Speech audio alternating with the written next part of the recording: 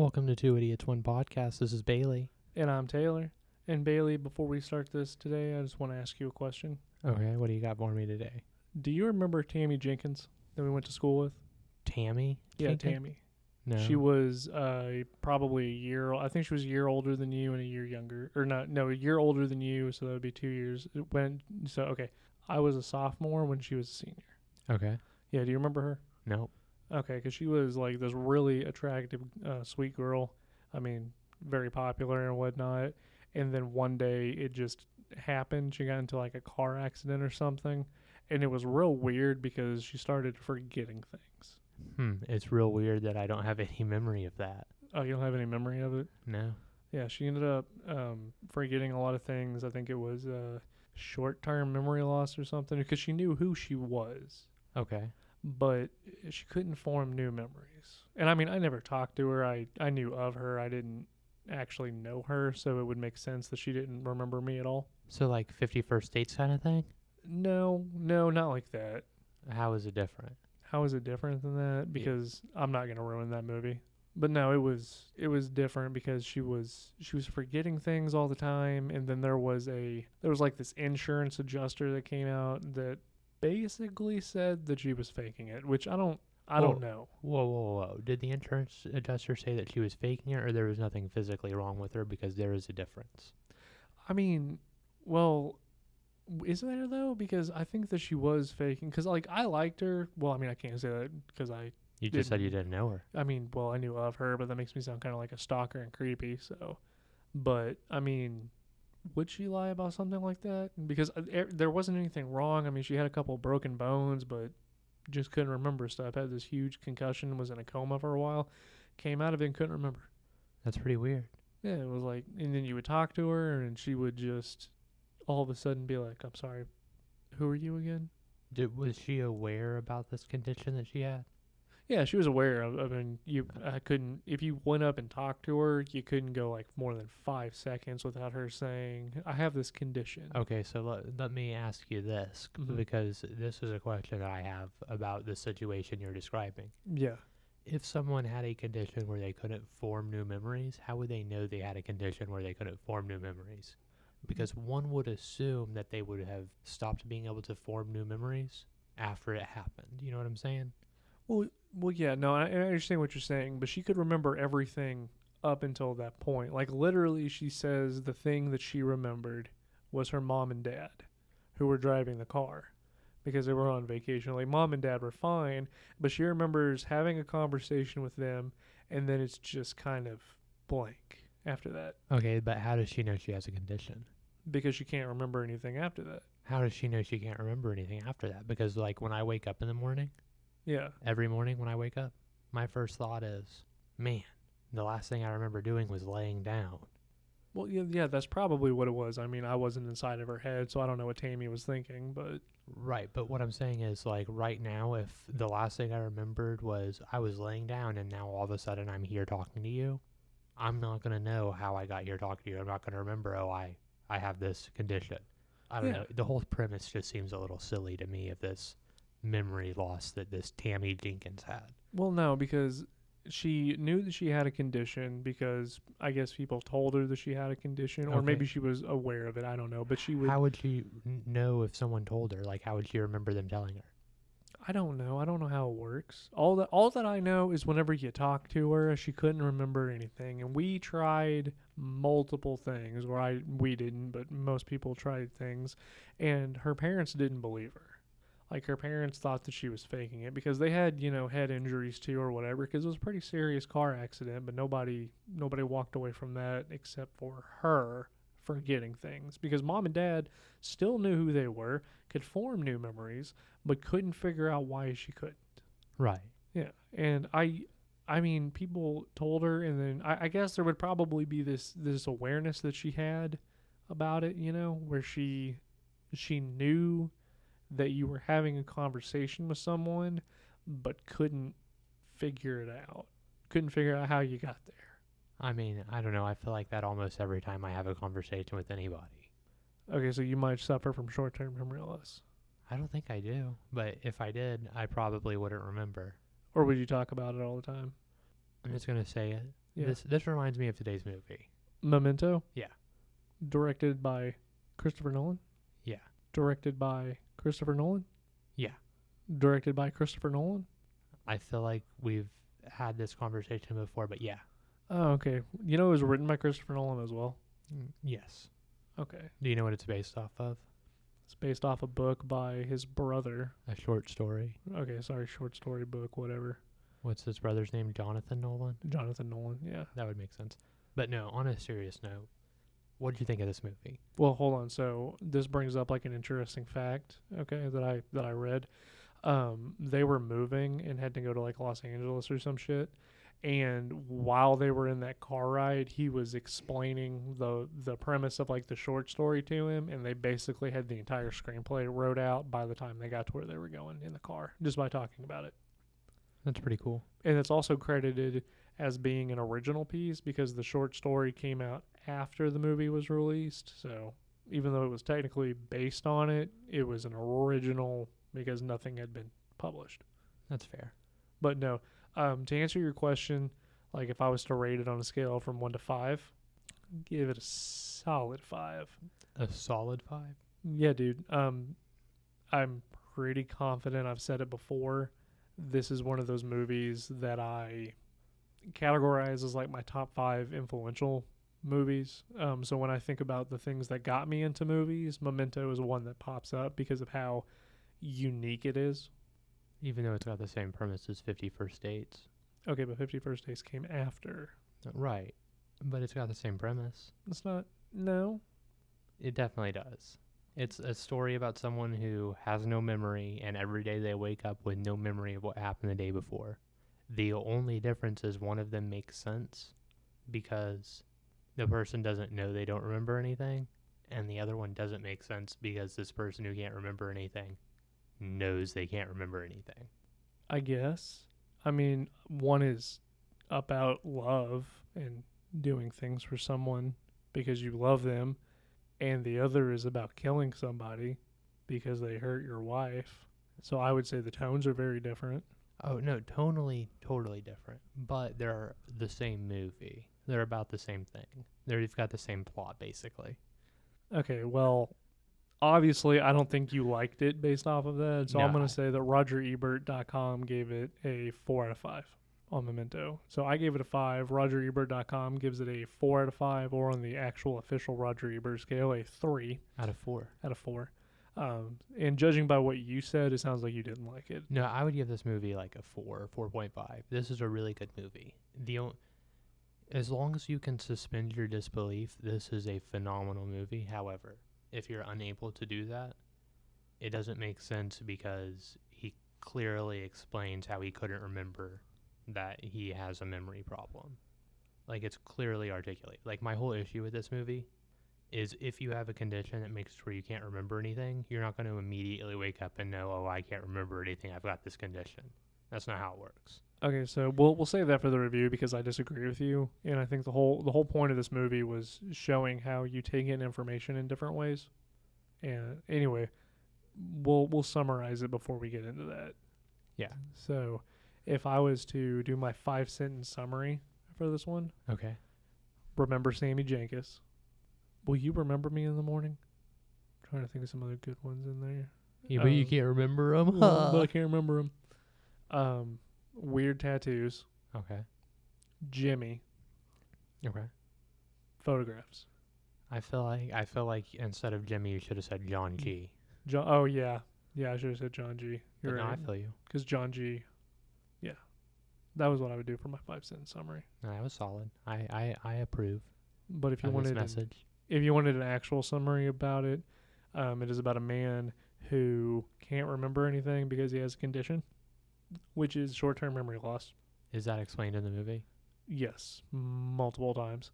But he is basically teaming up with a guy who is going to help him find the man who raped and killed his wife, John G. And the really cool thing about this movie, and it was the first one that I saw that ever did it, but the whole thing is backwards. But we'll get into that in the review. I just wanted to throw that in there as like one of the reasons why I love it. Yeah, no, I mean it's definitely cool. The way it was shot and like everything is very interesting. It's got a lot of scenes and stuff that I really enjoyed, and I really like the overall concept. And so that's why your score is what it is. Yeah, Yeah. I mean, mine is just because it was the first thing I saw, and I saw it at a young age. yeah. So there's probably some bias in there. And this is like the 5th time I've watched it, and I still get the same feeling as when I watched it for the first time. So I feel that this is, I think, my 3rd or 4th time watching it, and I really enjoyed it. It wasn't as good as my previous viewings because prior to this, I would have told you that it was for sure a 5. mm-hmm. But this time watching it, like, there are a few things that were my new criteria for whether or not something's phenomenal. It doesn't hit all of the new points. Okay, so there's one thing that I want to discuss that we'll get to later, because it kind of like ruins it. And if you picked up on it, then I can respect your score. But if you didn't, it's one thing that I never caught until this time, because I caught 2 things, because I didn't take notes on this one. I just wrote down the things that I caught, I guess. And there were 2 things that I caught that really changed it and solidified that this was a 5 for me. But do you want to go ahead and just jump into the review? Yeah. All right. Spoilers ahead for Memento if you haven't seen this. 2001, 2000, you This know. 2000 Christopher Nolen masterpiece starring Guy Pearce. This is his first movie, isn't it? Second movie, he had one before this that I can't remember the name of, in like 98. Oh, I didn't know that. I thought this was his breakout role. Basically this was the first one, and it was also inducted in 2017 like to the Cinema Hall of Fame or whatever. I mean, that makes sense. That's where it belongs. No, it does. It definitely does. I mean, it's Okay, but what are your things? What do you got? okay. Spoilers ahead. Yeah, spoilers ahead. If you haven't seen this movie that's been out for 22 years for some weird reason, stop listening now. Or continue. That's okay. Yeah, I don't give a fuck. Do whatever you want. Yeah. Well, but we're now no longer in the spoiler-free zone. But what do you got, Taylor? Okay, so the black and white scenes. Did you catch when it reveals the twist at the end? Maybe. Are you talking about in the black and white scenes when it shows the photo of the dead guy? No, I'm talking about in the black and white scenes where he is talking about Sammy being in the hospital. And I recorded it just to show you. I do remember him talking about it, like near the beginning of the movie. No, it's at the end of the movie. It's like an hour and 30 minutes exactly into it is when you can see it. So I know that at 29:50 left of the movie, there is a huge. It's the big reveal, and the movie's a little over 2 hours long, or a little under 2 hours long. So at 29 minutes left, including the credits, because I paused it right after it happened. Mm-hmm. And I meant to take a note on it, but I don't think I actually did. But at like 29 minutes and like 30 seconds left, there's a huge spoiler thing. And what is it? I don't really remember. Like I said, I thought I wrote it down. I can't see that far away. Let me just. Did you catch that? Yes. Is that what you're talking That's about? not what I was talking about, but I did. Okay, because this was the first time that I caught it. Where in that it's like a second where you see Sammy turn and look at somebody as they're passing, and then as they pass for a brief second, you see That he's in the hospital. that it's not Sammy, it's Lawrence, not Leonard. Lenny, yeah. No, he can't do it. His wife called him that. And then the second thing that I wrote down is when he grabs Natalie's face, or Carrie Ann Moss, I guess, when he grabs her face, when he comes back, you can see where she bit down on the blood pill a little too early because her lip is a little bloody. Because then she, hits her, and when she comes back up from that, there's more blood.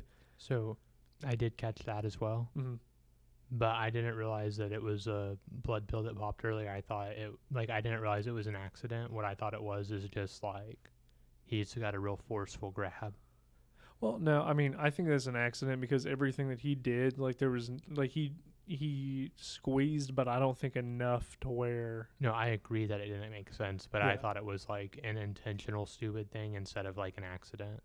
No, that one looked like an accident because there's significantly more when she pops up.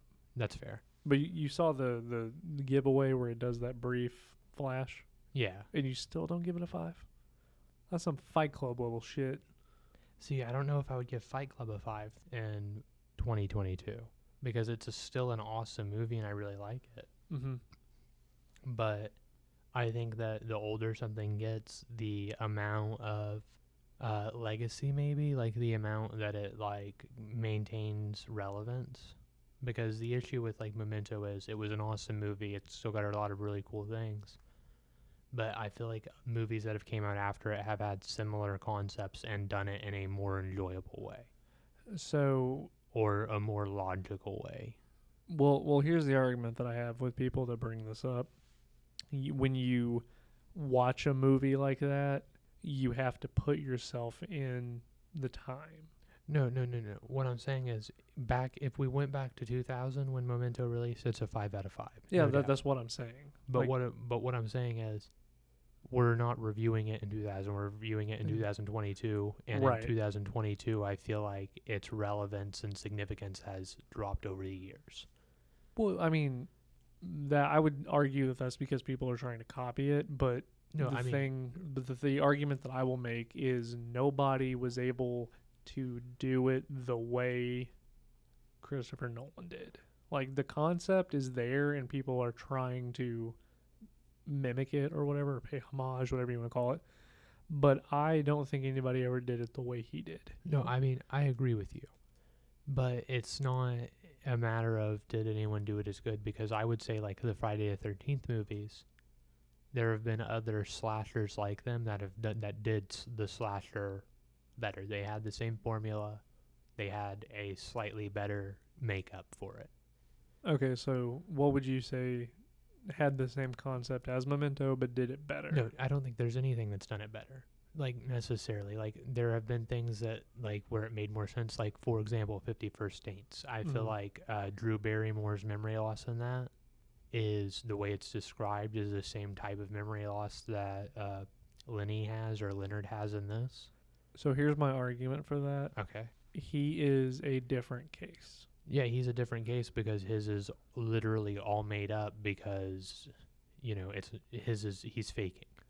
Okay, so the test that they give Sammy, right? The shock test. The shock test is based off of an actual test. Yes. That I can't remember the guy's name, but the doctor had a buzzer in his hand that would shock the dude every time he shook his hand.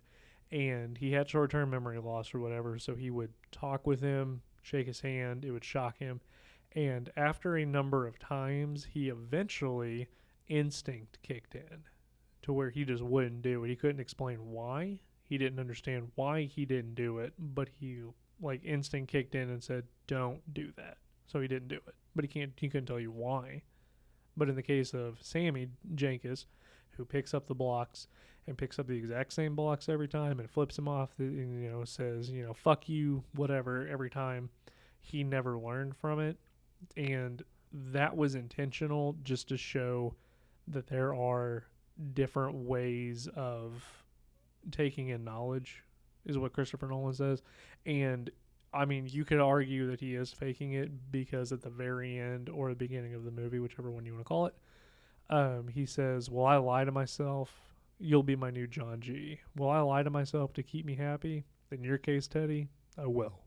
Yeah. He acknowledges the fact that he's not going to remember this, but he is going to set it up to where he hunts down Teddy. So, I mean, you could make that argument and say that he's lying to himself and faking it because of that, and that gives you proof. But yeah, no, I mean, I don't actually think he's faking it, or I don't think we're meant to think he's faking it. so I don't think he's faking it, and I think the defining part of that movie that shows that he is not faking it is when Carrie Ann Moss, or Natalie, comes in and Natalie is talking to him and calls him a fucking retard.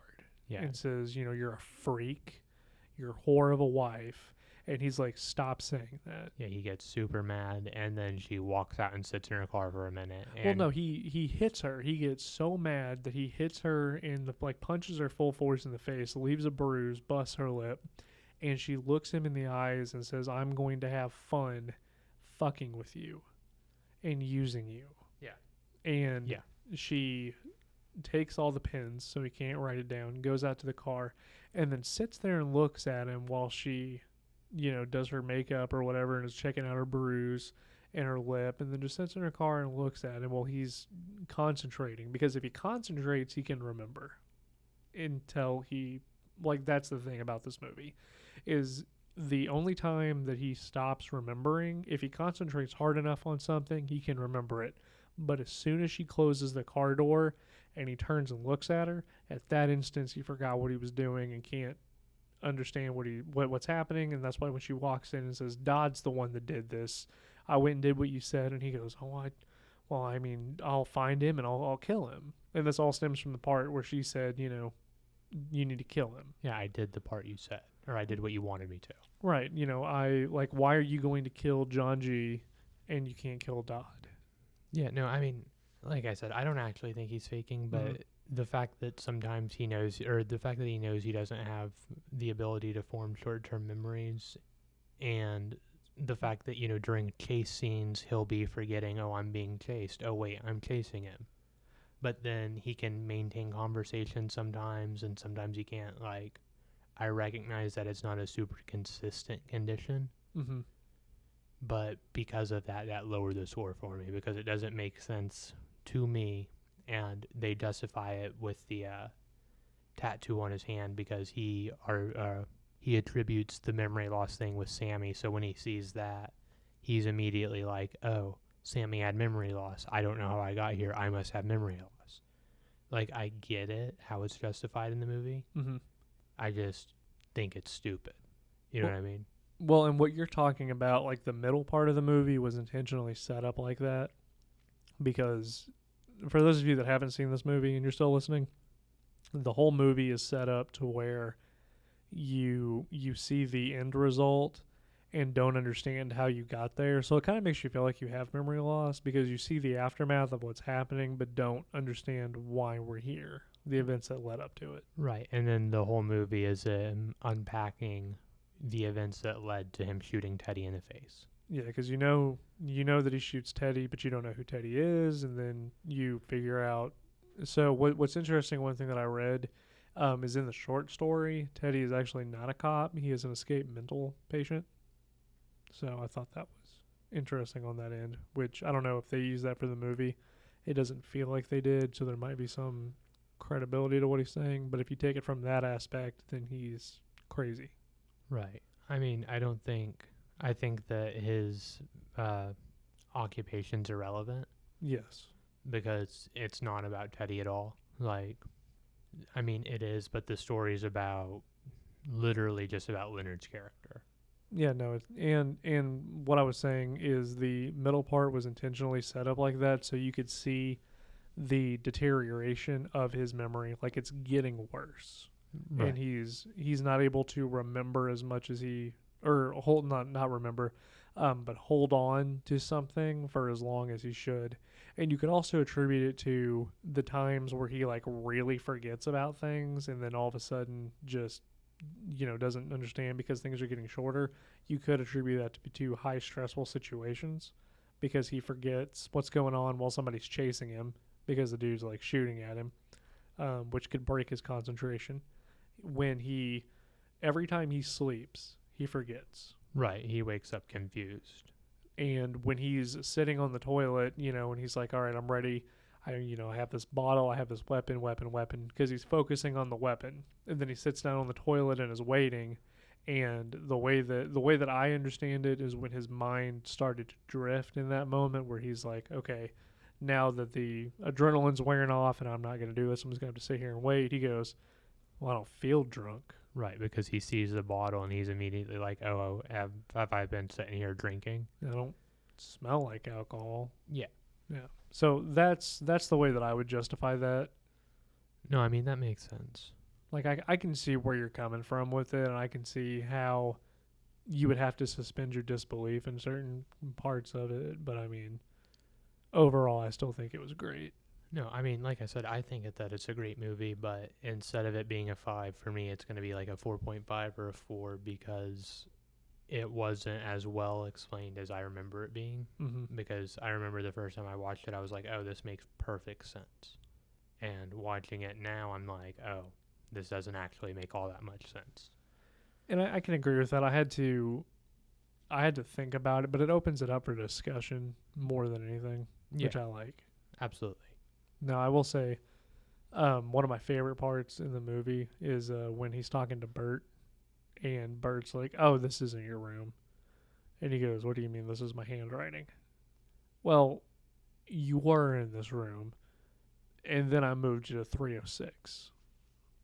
Yeah, Well, double why? paying. Yeah, why are you doing that? Well, told my boss about your condition. Business has been a little slow, so I just booked you into your room. It's not like you're gonna remember it anyway. That's pretty funny. Yeah, I thought that was good. And what I really like about this movie is the end result. You think that everybody is good, right? Like at the beginning of the movie, I didn't get the impression that Natalie, Teddy, and Bert were using him the way that they did. Bert? How did Bert use him? Bert literally double paid him. Oh, is that what you're talking about? Yeah, because the first time you see him, he goes, I'm sorry, I don't mean to Yeah, I'm not trying mess to be a with you." dick. Yeah, like I just find it interesting that we've had this conversation, because when he's talking to him, he goes, "I've told you this, haven't I?" Yeah, he can tell by their eyes. That's why he has to talk to people face to face. Right, and doesn't like to talk on the phone. Yeah. Um, But no, I mean, I don't know. From their very first interaction with Teddy, even before the picture that said "Don't believe his lies," which he intentionally wrote to mislead himself, which is funny. and then wrote down his license plate. Yeah, but no, even from the very first interaction with him, he didn't seem super straightforward. Like, that's the thing with pretty much everyone other than like Bert. Like, I was suspicious of Natalie immediately. I was suspicious of Teddy immediately because they don't appear candid when they're talking with him. Okay, I can see that. Yeah, and if in everyday life, if I'm talking to someone and it doesn't appear that they're being candid with me, I assume they're trying to manipulate or mislead me in one way or another. Right, and I can see that one. I was trying to like think back to the first time I watched it, and the first time I watched it, I definitely couldn't tell you that these people were going to do that. Well, no, I didn't know what was going to happen, but I remember the first time I watched it because it was in like high school, and I was like, oh, I don't trust any of these people. Like immediately was like, nope, don't trust anybody, which I think is how you're supposed to feel, because I think that's how Teddy feels. Is it Teddy Theodore? Well, no, because his name is Jonathan Gamble. No, I'm talking about You're talking about Teddy, right. whose real name is Right. No, I meant Lenny. Oh. I think that's how Lenny is supposed to feel. But Teddy and Lenny, for some reason, my brain gets them confused. But no, I think a different disorder. I think Lenny isn't supposed to trust anybody. Like the way it's painted is he doesn't trust anybody. He's unable to because he can't remember them to trust them. Well, even the way it's shot. I mean, this is what I read, and I had to go back and look at it, and it does happen. It's really weird. But if you watch the shots where he's like talking to someone, it zooms in a little bit closer on him than it does anybody else, and to make you kind of focus on him and really understand his perspective on things. Right. Because I think that he's always weary of people. And one thing that I found very interesting is when Teddy tells him about Natalie, and he writes, do not trust her, but the way he writes it in cursive instead of his normal block print. Yes, like the way that he writes it is like, I'm skeptical of you and don't believe you. Yeah. And that was before he saw or let me rephrase that, he saw it but didn't remember it, the don't believe his lies. Because when he flips it over and finds the don't believe his lies, that's when he scribbles it out. Yeah. He's like, I knew it, you son of a bitch. So. But so see, that's the thing. I don't think Teddy's necessarily a bad guy. I mean, I think Teddy is something. I don't think he's necessarily a bad guy. I don't think he's a good guy, but I don't think he has ill intentions for Lenny. Like Natalie, on the other hand, I think she has ill intentions for Lenny. Well, she says she literally said the whole reason she's doing everything is to get him to kill Dodd, who thinks that she killed Jimmy and took the money, when in all actuality, it was Lenny. Yeah. Because of Teddy. Yeah. Because he already killed John G., whose name might not even be John G. Well, that never, like, that's irrelevant. Like, the person who caused the accident doesn't matter. Well, I mean, it does in the sense that he never says his name was John G. All that he says is that it was a couple of junkies who thought your wife lived alone. Right. So where does John G. come from? So what I'm saying is, I don't think that's what happened. I think that the original police story Mm-hmm. of there being one guy, him shooting him before he gets, like, fucked up, you know what I'm saying? Yes. I think that that's probably what actually happened, and there wasn't someone that pushed him into the mirror and he slipped or fell, or he didn't actually shoot and kill the guy, and in the tussle he got fucked up. Mm-hmm. And there was never a second guy. John G. doesn't exist. It was the name given once this police officer found out about his mental state, or his mental thing, after he killed his wife, went to the mental institution. I think that's where he met Teddy. Because I don't even know, in this, we don't ever actually see anything indicating that he's actually a police officer. He says he's undercover. Well, no, he has a badge. I can go buy a badge right now. Well, see, no, that's what I was going to bring up. Like, he has the badge, but... I'm glad that you brought up that in the short story he's from a mental institution. Mm-hmm. Because I think in the movie he's from a mental institution too. It's just not shown. It's inferred. Because I don't think the event where his wife allegedly died initially happened the way he thinks it did. At Well, all. no, Like because... because we know that we know that Lenny is an unreliable narrator.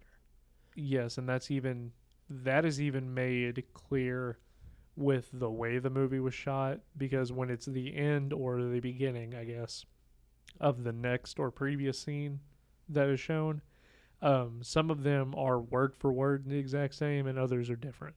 Right. Which shows that Lenny is not a reliable narrator, and you probably shouldn't trust him anyway because he can't remember. And then to make it even better, one of my favorite scenes in the whole movie is when Teddy is talking to him and says, you know, your wife had diabetes, and it's Georgia Fox sitting on, whose name is just Lenny's wife. Like, she doesn't actually have a name, it's just Lenny's wife. Is sitting on the bed, and he puts the syringe in her, and she goes, ow. And then you can go ahead. And then it's the pinch in his memory before he remembers that she had diabetes. Yeah, which I love that scene. Like, that's my favorite scene because it's shot for shot the exact same, just one is a pinch and the other is a poke. So they had a similar scene to that in, I can't remember. You should keep talking. Okay. And I will try to think about it, and if I remember, I will say it. Well, no, you were talking about Lenny being mental institution person. Oh, yeah. So I think that Teddy and Lenny are both from the mental institution, and Teddy's not actually a cop, and that he's just made Lenny believe that he is a cop. Because even when Natalie does the report on him and stuff, she never says, oh, this is a cop. She says, oh, based on the license plate he has, this is who it's registered to. But never indicates his occupation, never indicates anything like that. And because of all the spare time he has, and because obviously he has spare time because he's constantly doing stuff with Lenny, right, and showing up randomly to help Lenny. So I'll cut you off. The place where he randomly shows up in his car, okay? The actor, Joe, can't pronounce his last name, actually thought that it would be funny to just have him do it. He's like, oh, this would be a Teddy thing if Teddy just showed up in his car. And Christopher Nolan's like, okay. Yeah, but I thought that fit his character. But anyway. But because of all that kind of stuff, like, and there's never any, like, actual evidence shown that Teddy is a police officer. And the story that he gives Lenny is, oh, hey, you know, I was the cop assigned to the case. You talked to me when you first started experiencing memory loss. I believed you about what actually happened. But he also says his wife didn't actually die, so what he remembers happening isn't actually what happened. Right. So I don't think it's super far-fetched to believe that they met in the mental institution. They both got out for whatever reason, like their mandatory time was up or whatever. then Teddy was like, oh, I can use Lenny because he doesn't remember anything to help me get money from this criminal organization, because obviously if it's $250,000 worth of, I think, did they say amphetamines? Yes. Yeah, he had $200,000 of amphetamines is what brought him to the abandoned shack place. Right. So I think that he might have had criminal connections in order to like sign a deal like that up, but I don't necessarily think that he's just like a dirty cop doing it. Mm-hmm. I think that he's got Lenny convinced of that because it would make it easier for him to be manipulated on the fly. Well, and I think the other thing is Teddy has good intentions, because the whole reason he took Jimmy G and wanted him to die was because he was a local drug dealer. So, in a weird, morbid Robin Hood kind of way, he is just cleaning up the streets and doing this while also helping out his buddy relive the day. Relive the day, because he says, "I just wanted to see that face." So, No, I feel that. So, I wanted to ask you about conditioning. I know that we're not necessarily at that part based on the movie. We kind of talked about it earlier. oh, we've kind of been jumping around this whole movie, but this whole movie kind of jumps around. Yeah, So. I mean, it makes sense. Yeah. But so I wanted to specifically ask you about conditioning. Okay. So I know that we talked earlier about Sammy's story with the triangle that shocked him, Mm-hmm. and then you mentioned the guy who had the shocker on his hand. Are you gonna talk to me like, is conditioning real? Well, no, conditioning is like scientifically provable to be real. Okay, continue. So the conditioning that is explained in this movie is Lenny's thought process when he wakes up, which is, I'm awake. Check the drawers. I know there's nothing in there except the Gideon Bible or whatever. Yeah. No, it's a Gideon Bible. That's why when he's in Dodge room and he opens it up and there's a gun, he's like stops. Yeah. So my question is, do you think, because for me, like when I wake up in the morning, my first thought is almost always, I have to pee, or I'm really thirsty, I need some water. Those are like my two thoughts. Do you think it's actually possible to train yourself to where you already have the first thought when you open your eyes in the morning or when you wake up planned? Because me personally, I don't even when I was in the Army and I was like, had a super rigid schedule, Mm-hmm. my first thought in the morning was still almost always, fuck, I have to pee. Fuck, I need some water. So do you think it would actually be possible to program yourself to where the first thought is awake? Yes. Because every day that I wake up, like I've transitioned to do my morning walk and run, right? Instead of doing it in this 105-degree heat. Right. And the first thing I do when I wake up, and I'll tell you my whole entire thought process is, I have to shut off the alarm. I have to get up, because if I do not move, I will go back to sleep. I need to go walk. Like the first thing that pops into my mind, if I know the day before that I'm on like a time limit or something, then whenever I wake up, I go, I have to do this. On the weekends, it's a little bit more lax, but I have like trained myself to go, okay, you need to do this. We need to get up and do it. Okay, so I have those thoughts too, but Mhm. it's not my first thought. No, that's my first thought. Technically my first thought is turn off your alarm, and then the second thought is get out of bed. See, that, I don't know, that's weird to me. Because, I mean, I get turn off my alarm because that's also my first thought if it's the thing that wakes me up. Mm-hmm. But, I don't know, at no point in my life do I remember ever waking up with my first thought being something other than water or pee. So the only time that it's been something else is when I have gone to bed and been too lazy to get up and pee, so I've held my pee in, and like I knew that I would. I do that every night. Okay, so when I wake up and my bladder is like really hurting me, and the first thing in the morning that's what I feel, then my thought process changes to, oh, I have to get up to pee. Yeah, no, that's me literally every Okay, morning. so that's why you do it, because it hurts. So your body goes, you need to take care of this. If you didn't do that and you stop drinking water 2 hours before you went to bed. I'm not going to do that. I drink water like I'll wake up in the middle of the night and chug a bottle of water and then immediately go back to bed. Okay, but I'm telling you, if you didn't do that, I guarantee your thought process would be different, because your body is conditioned to do that based off of your habits. That's fair. I go, oh, it's 2 hours until bedtime, I need to stop drinking water, and I will. I won't drink any more water. Even if I'm thirsty, I will not. The only water that I drink is when I rinse my mouth out for brushing my teeth. That's the only water I'll drink. So see, I usually drink like half a glass of water after I brush my teeth at night, or not necessarily brush my teeth. That's not what causes it. When I use Listerine, Mm-hmm. because if you go to the dentist, they'll tell you to wait 30 minutes after using Listerine or stuff before you rinse your mouth for some reason. Right. But I don't. I wait like 5, and then I drink like half a glass of water to get that shitty taste out of my mouth. Yeah. So what? Yeah, you're doing it to yourself. The reason you have those thoughts is because you have conditioned your body to do that. That If makes you, sense. Yeah, if you didn't do that, then you could train yourself to think like I think. You think it's weird that my first thought is turn my alarm off and my second thought is get out of bed or you're going to go back to sleep. Whereas your first thought is, oh, I need to pee or water. But that's because you've trained yourself to do that. Well, so, I mean, I would argue that I need to pee is the same thought that you have because yours is to get out of bed and I don't pee the bed, so. Well, no, because mine get out of bed is for different reasons. just- Your get out of bed is because you are in physical pain. I'm just being a dick. Yeah, no, I know. Okay, well, that's just something I want to ask because I feel like his morning routine, to me, doesn't seem like something you'd condition yourself to because, I don't know, I feel like the first few minutes of being awake, I'm not even like me. I'm just like on autopilot or something. So, have you ever been blackout drunk and then woke up somewhere else? Uh-huh. What's your first thought? Usually I have to pee. Okay, my first thought is where am I? And that's what I attribute it to. So like even when we would do our thing and I would be at your house, when I woke up the next morning, my first thought is where am I? Because I need to make sure like I knew where I was, but I didn't know where I was. So I have to get my senses. Then once I was looking around, I'm like, oh, I'm in Bailey's room. I'm on the couch. Okay. I mean, that's fair. I don't know. One time when I was in the Army, this is a tangent, Mm-hmm.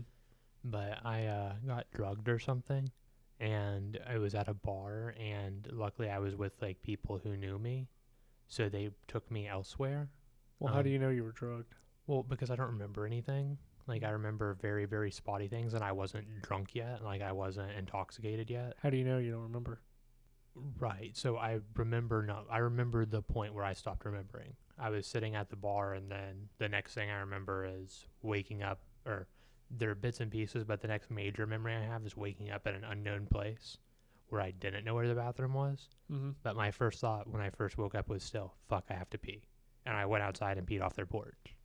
So I'll use that as your argument against you. You don't remember, but you remembered that you didn't remember, right? The only I remember now that I didn't remember. When I immediately woke up, I was just like, oh, what the fuck? I have to pee. Mm-hmm.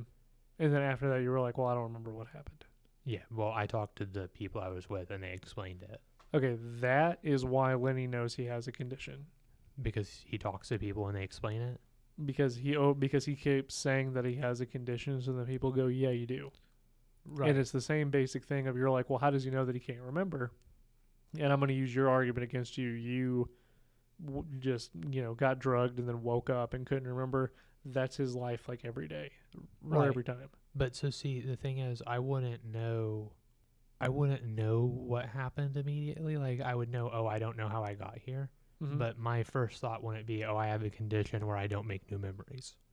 Well, I don't think that's his first thought. I think that's his first thought when he meets somebody, and I think that that's due to, because if you remember when he meets people, he doesn't start with that. He starts talking. And then when he realizes that he's repeating himself or he goes, we've met before, that's when he explains he has the condition. His first natural instinct is to not say that, but just talk to them like, I don't know who you are, so I'm going to introduce myself because it's the first time we've met. Right. Well, I mean, I don't know. He talks at a point where how Sammy, whenever he meets him, one of the reasons he thinks he's faking is he notes familiarity. Mm-hmm. And he says that he thinks it's something people pretend to do. But like whenever you meet someone to pretend to know them so that it's not weird. And I think that his character does that too. Like when he talks to Bert, like he doesn't immediately start talking to him like, hey, I don't know you at all. He's more friendly than I would be with strangers. And I think that he is intentionally slightly more friendly than he would be normally. And the reason he does that is because he is always feigning remembrance, at least some, or feigning familiarity, maybe is a better word than remembrance. And see, I disagree because he doesn't remember anything. Right. Well, I mean, he'll tell you he remembers his whole life up until a certain point. Right, because that's when the accident happened. So because of the line about Sammy being able to feign familiarity, and he does similar things like the way he smiles at people and stuff, I think he also feigns familiarity. I mean, I That's just just a smile at vibe I people. got. Well, I just smile at people sometimes because it's like the friendly thing to do. Like if I'm walking, so if, for instance, the other day, like I was, running and walking both because I'm so out of shape and fat that when I was coming back, I made eye contact with a guy, an older gentleman who was walking his dog. And his dog comes up, and I don't know who he is. I've never met him. I don't know where he is, but his dog comes up and starts like licking me. And see, I just like smiled and like, looked at him and said, it's okay, because he was telling the dog not to do it. Well, no, that makes sense because doggos are amazing. Okay, but I'm saying it's just instances like that. Like there was no reason for me to like smile and nod at him and say like nonverbal communicate like it's okay. You don't need to beat your dog for licking me. That's erotic. Okay, that's fucked up is what that is. But I don't know. I mean, he does construct the whole Sammy thing because he is Sammy. Like he creates his own persona because Right, and remembers it because he's faking. Thank you. All right, that's the end of it. You have basically seen the movie. He fakes it. Don't watch it. Shit movie. Yeah, thank you. 0 out of 5. You finally said the phrase I've been trying to get you to say the whole time. He made Sammy up after the accident. Therefore, he is definitely faking. Okay, but he made so it kind of goes into the same thing with like DID, DID?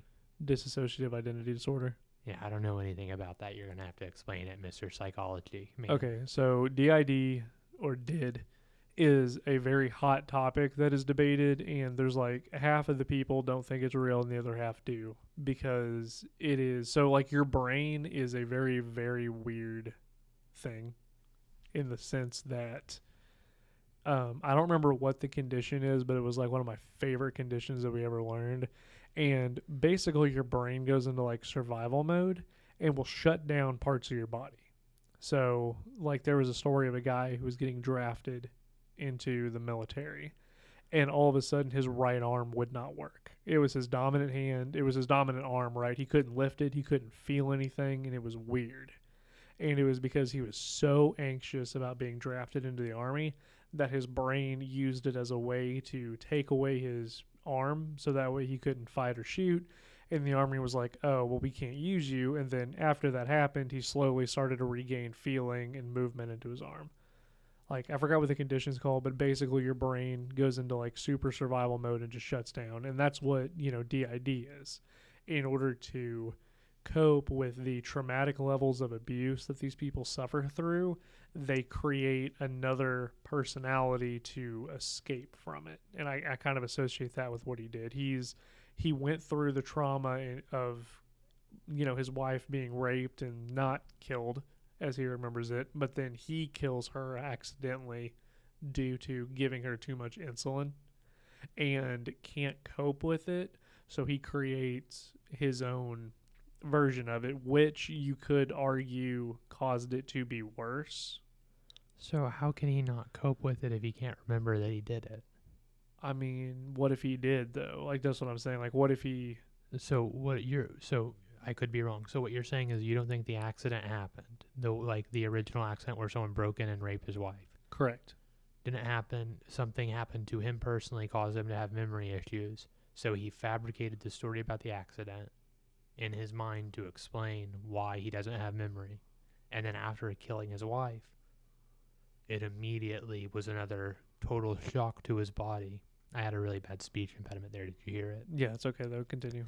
But it had a shock to his body, or a shock to his mind rather. Mm-hmm. And what this did was caused him to basically split again.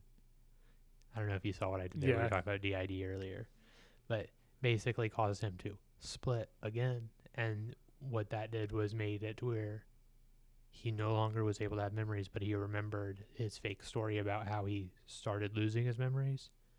and remembered the fake story about Sammy killing his wife.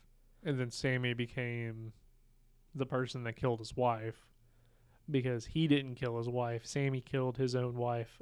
His wife, Leonard's wife, was killed by John G. Who doesn't exist Yes. in this interpretation. Because you said that Lenny was just a crazy, or not Lenny, Teddy was just a crazy inmate or whatever. Yeah. And in the story that he tells about Sammy Jenkins is he was in a car accident with his wife. That's what caused the memory issue. So, my theory, what if that is what actually caused it? And he started developing the issues because he couldn't cope with having to kill. Because, I mean, you could say that he had a temporary bout of amnesia because that is a thing, right? And what happened was he got into the car accident, went into a coma or something, and then came out of it and had a momentary bout of amnesia. His wife thought that he was faking it, or whatever, couldn't cope with it, and tried to put him through these tests. He couldn't remember who he was. And what ended up happening was she decided one day that she was going to actually test him and did the insulin thing. And then once that happened, he, it jogged his memory because it was a traumatic event. And because he realized what he had done and could remember it, that was the last thing that he remembered. So in order to protect himself and to move on with his everyday life, he fabricated this whole lie of a different person doing it, and then went back and said that this is not what happened. The car accident never happened. Someone broke in to my house and killed my wife, and that's why she's gone. I didn't do that because he couldn't live with the guilt. I mean, that makes sense. Yeah, I mean, that was the way that I looked at it. I don't think that's true, but No. but I mean, it's impossible to say.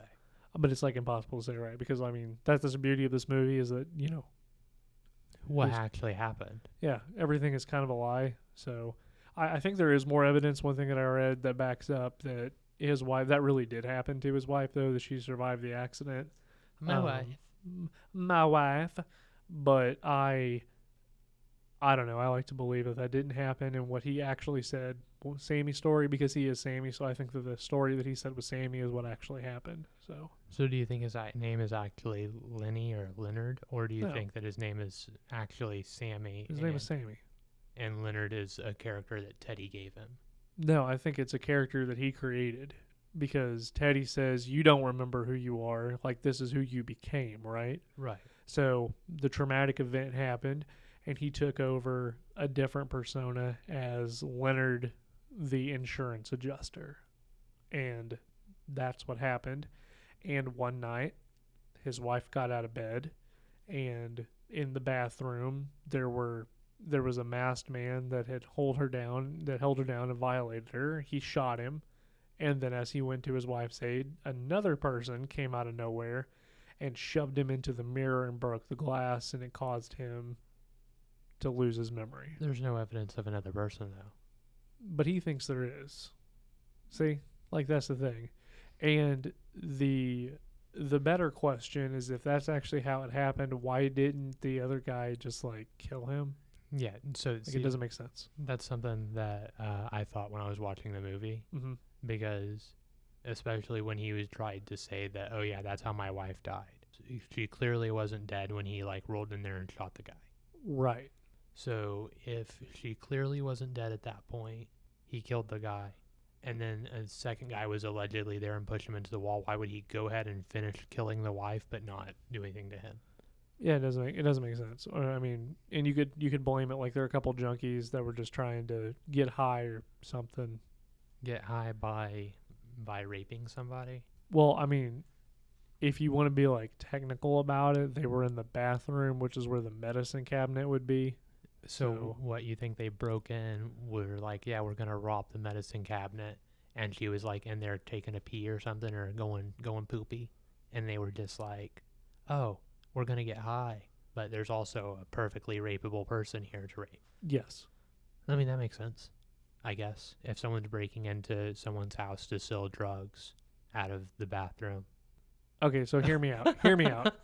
Okay, I think that.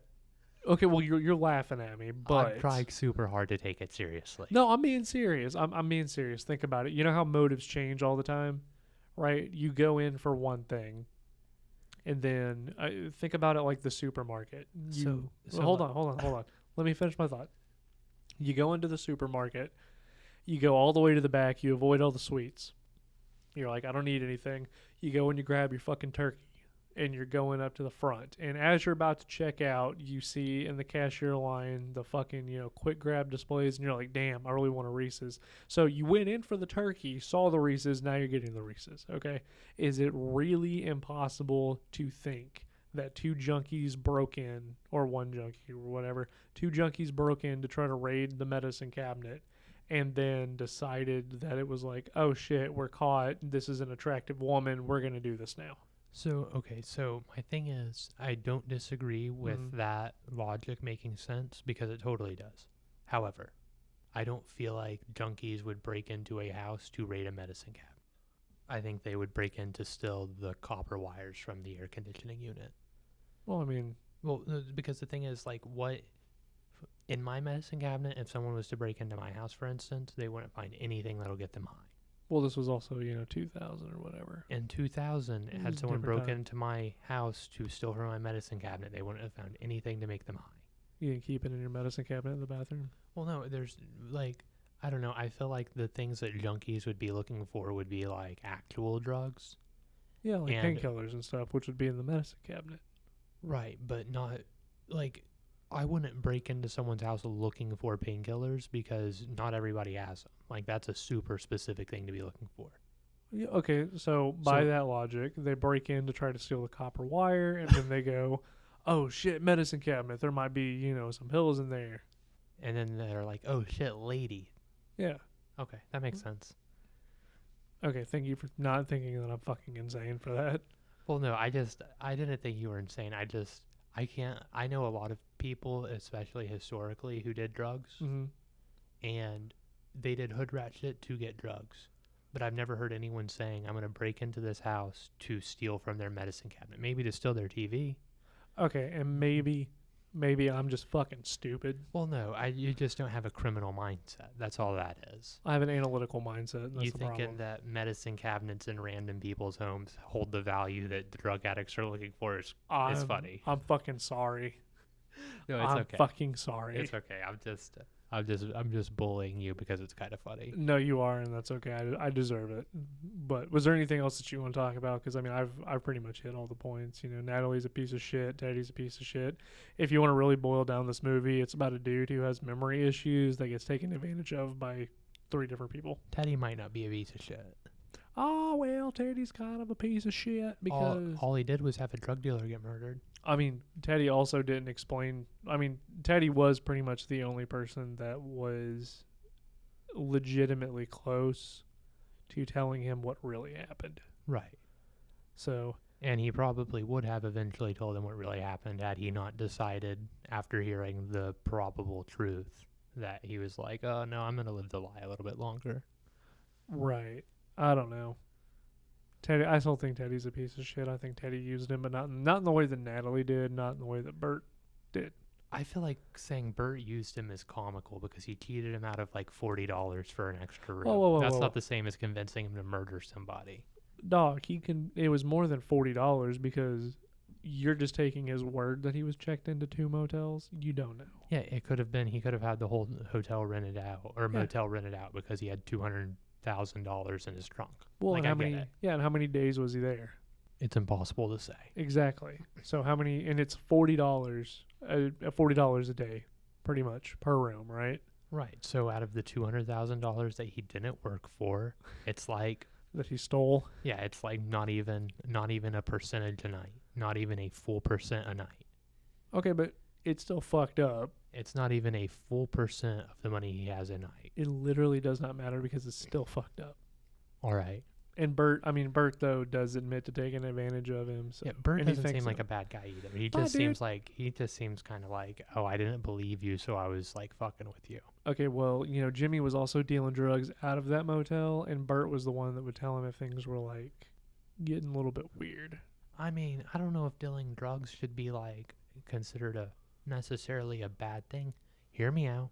Amphetamines. Hear me out. Have you ever been forced by a drug dealer to buy drugs from them? I mean, I've never bought drugs from a drug dealer, so I would not know. Right. But So you can say that a drug dealer has never forced you to buy drugs. well, obviously, I don't know anything about that because I think the junkies would break into a house and raid a medicine That's cabinet. Well, so me personally, I don't know any drug dealers, and I've never interacted with them. But I can't imagine them forcing me to buy drugs. I feel like everyone who interacts with drug dealers are either law enforcement or people who want to buy drugs. And if you want to buy something and they're selling it to you, they're just a merchant, man.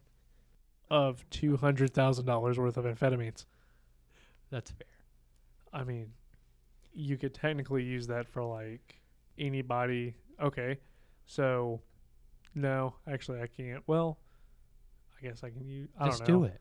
No, because I don't know. I'm gonna do it. It probably doesn't make sense, but okay. Same thing for like human trafficking. Well, no, that's actually fucked up. Why? They're just a merchant. They're not making you buy somebody. Right, but they're forcing somebody into a position to be sold. Because, Correct. Because so the difference between a human trafficker and a drug dealer is drugs are an inanimate object, and humans that are being trafficked are super animate generally, unless they're corpses. And I don't think that selling bodies to necrophiliacs should be an issue. But if That's you're fucked up. trafficking live humans, that's a problem. Okay, well, for argument's And that's sake, a fucked up comparison too. I mean, yeah, you made a fucked up comparison, but anyway, okay. What would you say? Yeah, okay, well, so the drugs have to be manufactured, right? Okay. So wouldn't that be the same thing as forcing people to make drugs and then taking the product that you made? Okay, so what about like sweatshops? What about buying products? Sweatshops is capitalism, baby. What? No, it's not. It's forcing children to do things. Capitalism isn't forcing children to do stuff to make shoes in a factory. So capitalism makes it to where it's a free market where you can charge or determine the price for things, Yes. which makes it to where you can go to other countries where people are valued for less Mm-hmm. and then create a sweatshop to make money through capitalism. Sweatshops are the byproduct of capitalism. How the fuck did we get on this topic? I don't know. I wish you wouldn't have brought it up though, because now I'm kind of mad. Why are you mad?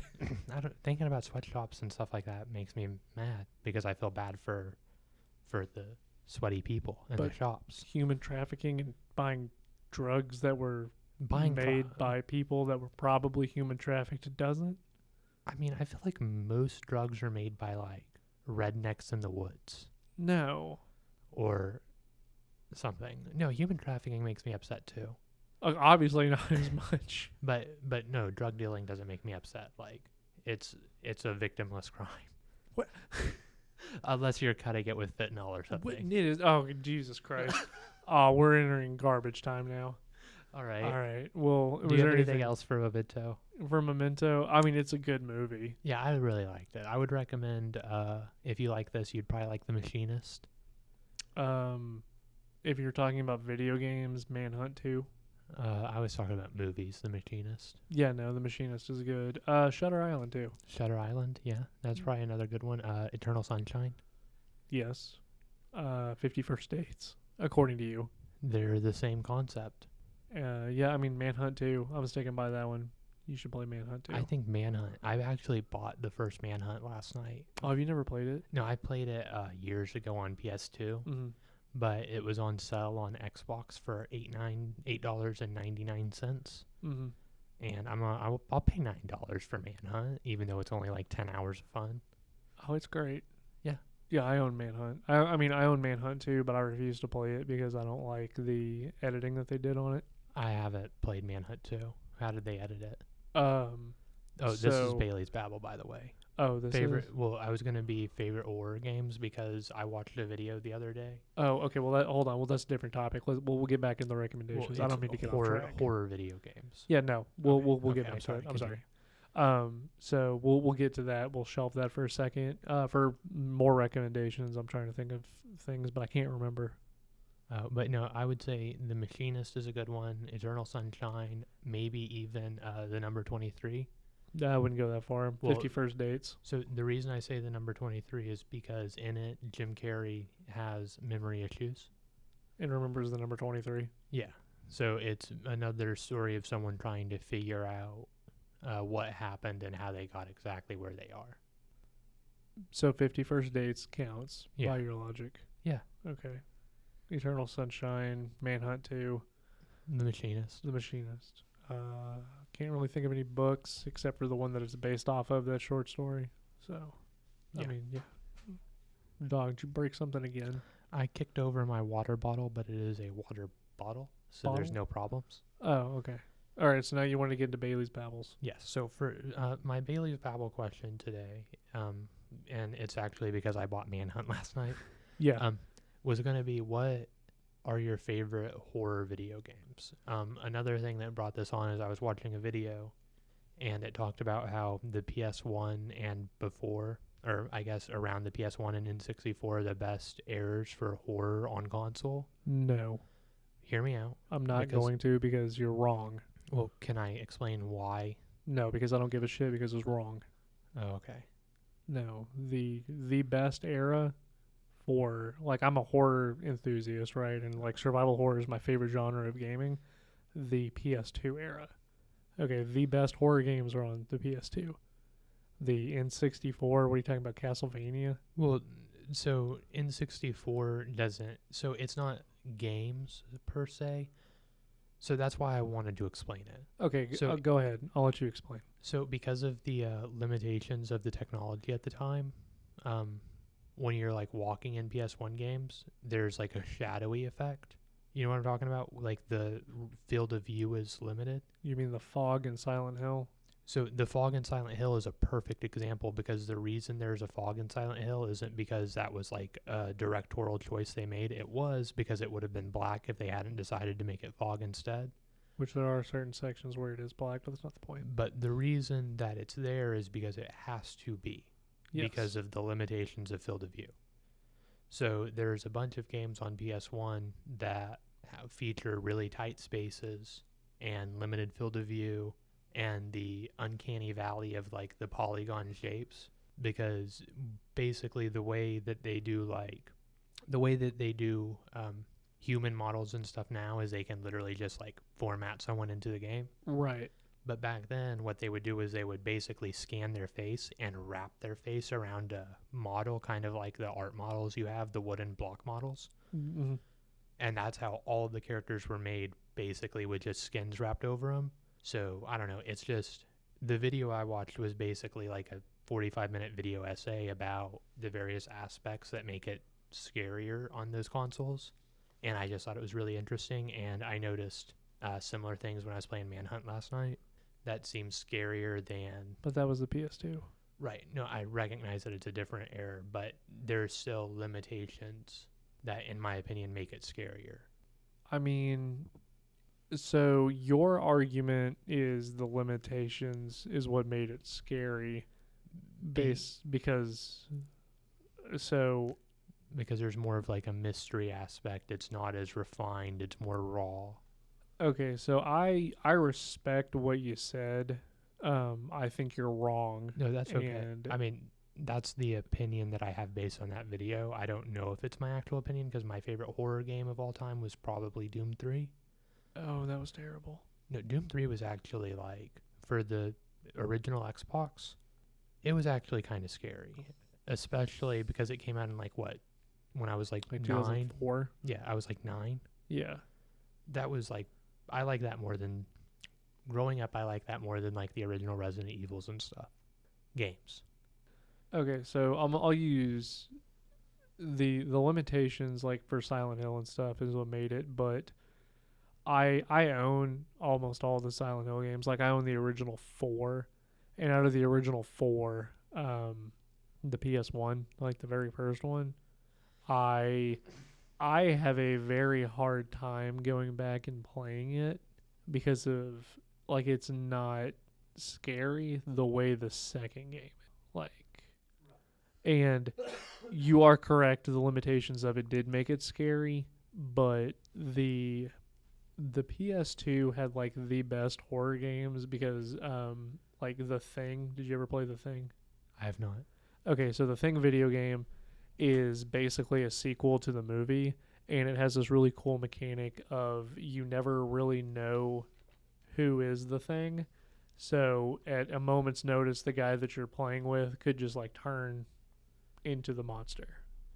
That's pretty cool. Yeah, no, and it's a really cool game. They were a lot riskier with the things that they did. Like, I mean, I've harped on it on how I think the gameplay in Rule of a Rose is fucking dog shit, Yeah. but the story is literally amazing. The limits that they like, I'll have you sit down and play Silent Hill 2. Like, I'll tell you the answers to all the puzzles if you don't want to figure it out. But like, I want you just to sit down and experience that, because if you look up any list of like the best psychological horror games of all time, that's always number one, and it came out in 2001.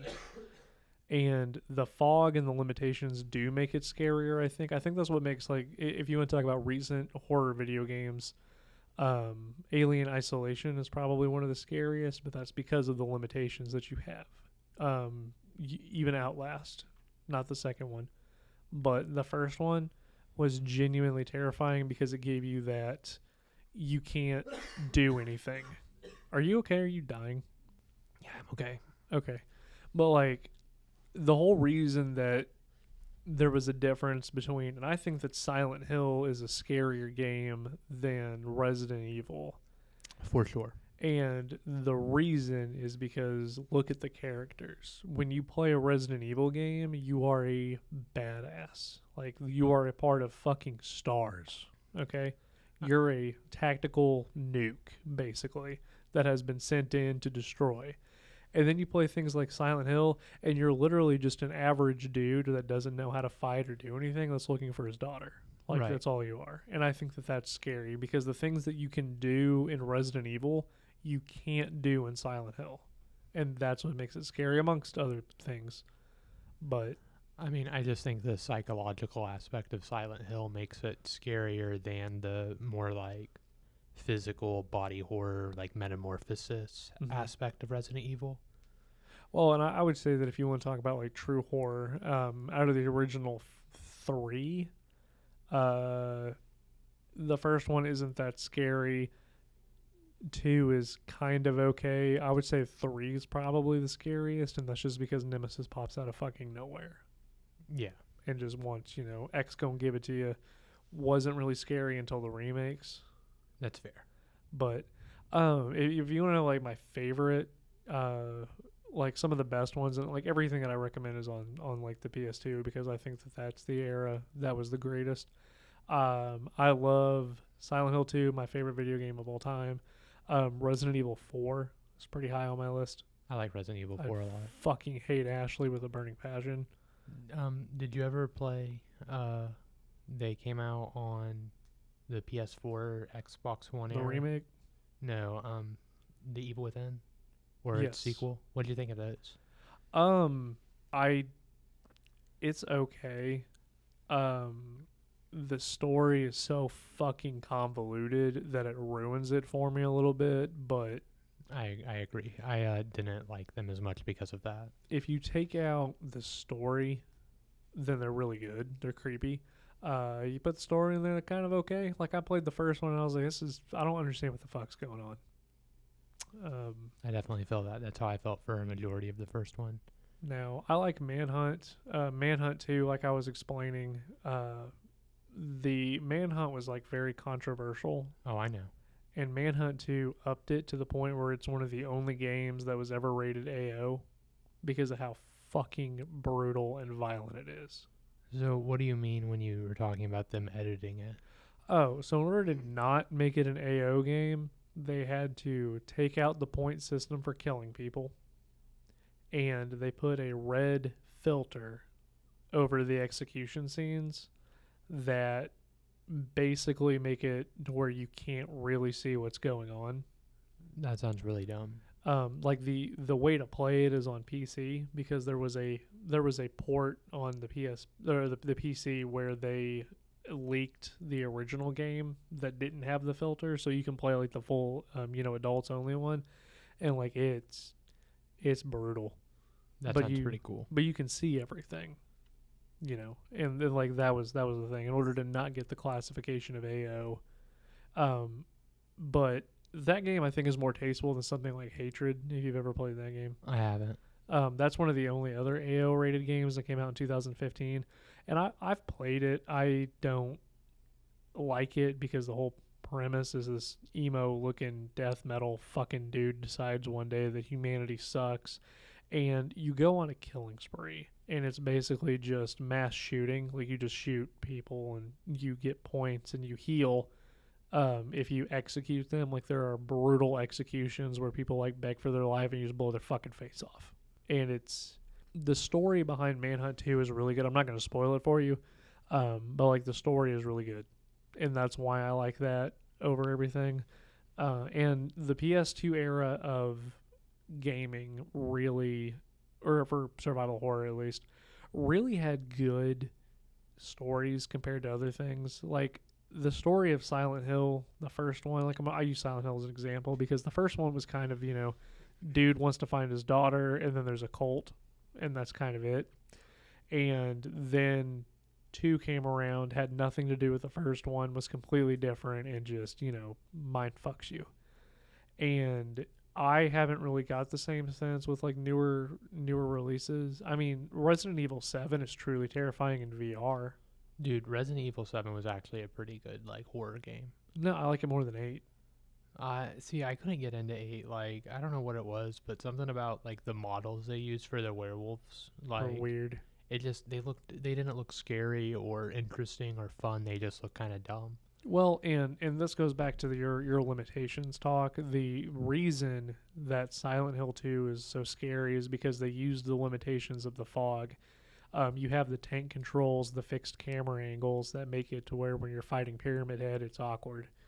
And it was also took into consideration a lot of actual psychological factors. So that game is made to like freak you out. That's why the static is creepy. When you kill your first enemy, which the idea for that one, the game director actually saw a dude walking down the hall wearing a hoodie, but his arms were inside the hoodie.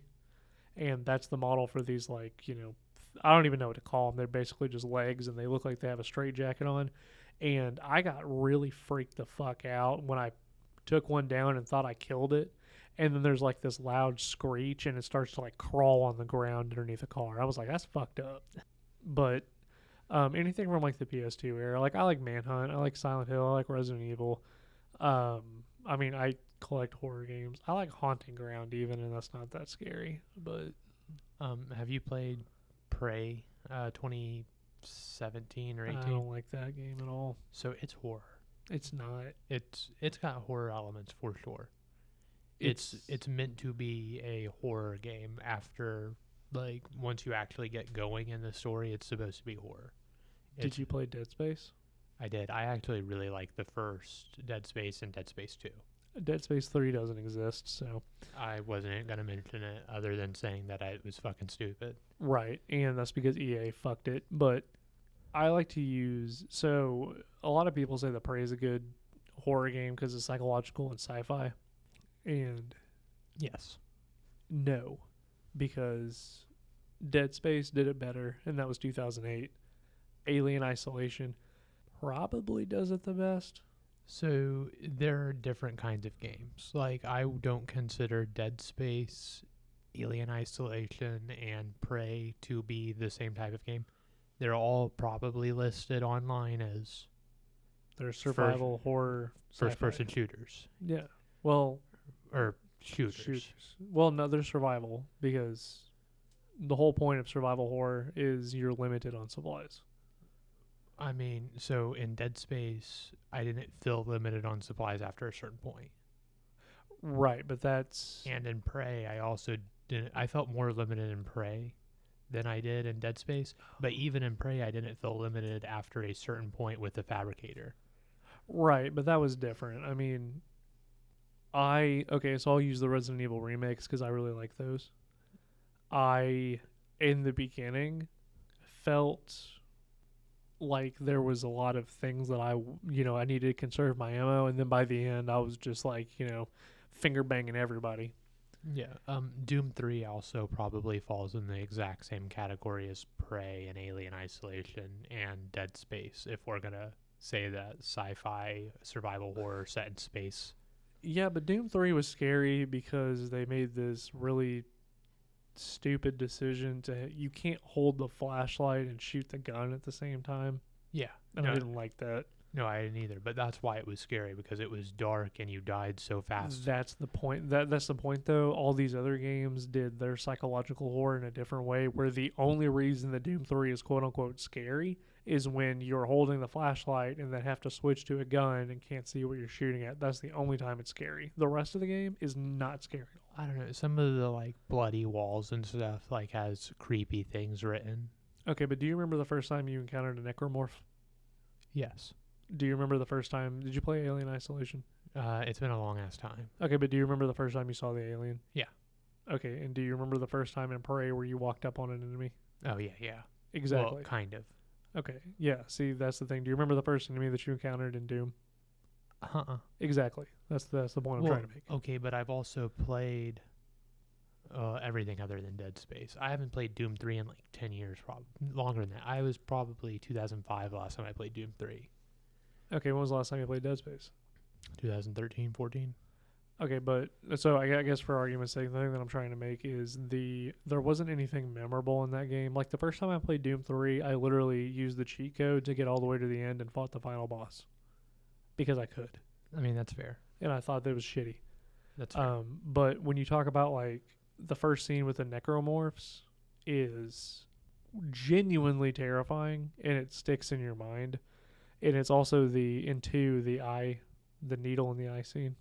You know what I'm talking about? Or was that one? I can't remember which one it is. In Dead Space, where you have to get the laser in his eye, and if you don't do it right, the fucking needle comes out. And I don't remember. I remember that, but I don't remember if that was 1 or 2. I really want to say 3. it was 2. No, 3 didn't have any redeeming factors. I want to say it's 2, but that's not the point. There were things in those games that you really remembered. And the first time you saw the alien and you're like, oh shit, I don't have anything, that was terrifying. Oh yeah. Because you had to run and hide. But there was never that sense in like Doom. I was like, okay. That's fair. So what would be your favorite? My favorite, it's really hard to say. Recency bias, I would say Prey. Mm-hmm. But I really like Doom 3, but because I played it so long ago, I don't know if it was actually good or if it's just good in nostalgia vision. Right. I don't know. I'm going to go with Prey. It's a recent game that I've played, so I don't know if it's actually my favorite, but out of all of the survival horror I've played in the past 5 years, I like it the most. Okay, so in October, I like to go through all the Silent Hill games every year. That's fair. I don't know why, but I do. So we'll sit down, play some Silent Hill 2. Maybe do a podcast. Oh, we can do a podcast. We can fucking record it because I love that game. But we'll play it on normal difficulty because if you play it on anything other than normal, your first time, like it's a joke. What if we play it on extra hard? Quad extra hard. No, because there is okay. So I'll ruin the first time that you fight Pyramid Head. It is a timed event. You literally cannot kill him. And you're in a tight room that you have to run around. On easy mode, it lasts 30 seconds, and then a siren wails, and he just kind of like wanders off, you know? On hard mode, it's 30 minutes. Okay. So you have to run around this tiny room with really shitty camera angles and try not to get hit because he kills you in like 2 hits with his big knife. Okay. And you have to literally wait 30 real minutes of running around before he wanders off. That's if you don't shoot him, because you have to waste like... oh fuck, what is it, like 40 bullets on him? If you do enough damage to him, he'll run away, but ammo is so scarce in that game that you want to save it for other things, and you have to waste like 40 or 50 bullets on him. That makes sense. So we'll play it on normal, where it's like a minute that he wanders around, just so you can get the feel of it. Or maybe it was 5 minutes, I don't remember. We'll figure it out. It's fine. Figure it out. But anyway, so was all your Bailey's Babbles? Yeah, literally it was just what's your favorite horror video game and what generation's your favorite and why. Oh, I apologize for going on a tangent. No, you're okay, buddy. So I kind of took that over. I apologize. No, you're okay, buddy. I really enjoy hearing you talk and hearing what you have to say about things. Your opinion matters to me. Oh, is that why we do this podcast? I mean, yeah. I can only hope that my opinion matters to the people at home listening. And I just want to take a minute to thank our lovely listeners and to remind you that you are beautiful. I mean, I'm going to thank you guys, but I'm not going to comment on whether or not you have beauty because I don't know. I don't know either. I don't know half of the people that listen to this podcast, but that's not the point, because I would like to say you're all genuinely good human beings and do something for yourself today. If you want to take that vacation, take that vacation. Don't let anybody stop you unless you're going to, like, a bad part of town. But that's not the point. Yeah, I mean, I think that you guys are all great for listening, and I really appreciate it. And I just want to say thank you to everybody. Yeah, I'm trying to say the same thing, but I'm doing it in a really weird way because I don't understand emotions. So, Is that all you have for us today, Taylor? oh yeah, I see how you're like speeding this up. You're like, oh, this is fucking weird. Stop it. No, I mean, no. I mean, we've thanked them. They're thanked. Thank you guys. Oh, and seriously, if you're listening to this and you like us and want to interact with us, please consider joining the Facebook group. Absolutely. And we've got stickers and stuff. We're going to be sending them out to the people who have reached out relatively soon. And then once that happens, you can plaster them on people's toilets, walk into random people's houses and stick them on the toilet. Remember to take pictures of wherever you put them and then send them to us, and we will pick the best ones if enough people participate to send you guys a prize, which granted that prize might just be like used socks or something. It can be used whatever you want because you won and you're the winner, so you dictate. If you want, like, used underwear, we will do that. I don't wear underwear, so used underwear is not an option for me. I am sorry. Okay, well, that's weird. I mean, yeah, it's okay. On that note, this has been Two Idiots, One Podcast. I'm Bailey. And I'm Taylor. Have a super jolly good evening. Bye-bye. Bye.